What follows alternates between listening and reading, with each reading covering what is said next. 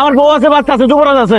এই যুবরাজ, আর ধরো ধরো বস্তা টানেন। এ ঢাকার বাস কি দেখছো কেমনে চালায়, পাগলের মতো চালায়। এটা নামি ঢাকা শহর। যুবরাজ যায়। যুবরাজের আব্বা, আপনি যে ব্যাগ ভর্তি জিনিস নিয়ে আইছেন, এত কিছু আনার কি দরকার আছে? নাই না কি করুন কম পর ভাই লাখে একটা তো ভালো রেজাল্ট করছে আমার গ্রামের গর্ব, গ্রামের সবাই তারা রাজা কয়। হ্যাঁ, রাজা কে বানাইছে? আপনি তো বানাইছেন। খেতে খামারে কাজ কাম কইরা টাকা পয়সা দিয়ে দিয়ে পড়ালেখা শিখাইছি।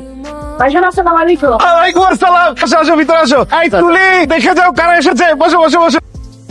হ্যাঁ রাজা, ভাবি আসসালামু আলাইকুম। কেমন আছো তোমরা? এটা তোমার মেয়ে পড়ি না? হ্যাঁ, কত বড় হয়ে গেছে। আম্মু দেখো ওরা ছাগল এনেছে। আম্মা এটা ছাগল হইলেও আর একটা নাম আছে, আর যুবরাজ তো ডাকবা। ছাগলের নাম কি আবার যুবরাজ হয়? হয় মা। এখন থেকে তোমরা দুই বোনে যুবরাজের সাথে খেলবা। তোমার নতুন একটা খেলার সাথী হইলো। আর এখন তো এইসব কথা, আগে কয়দিন থাকবা? এক সপ্তাহ আগে কিন্তু যাইতে দিব না। ভাই এবার যাওয়ার লিগে আসি নাই, এবার একদম থেকে যাবো, আর শহরে হয়ে যাবো, কাজ কাম খুঁজে যাবো, একদম তোমার লোকে এক পরিবার হয়ে থাকো। ওয়াও, তুমি তো আমাদের বড় সারপ্রাইজ দিলে রাজা। তুমি নিশ্চয়ই অনেক খুশি হয়েছো।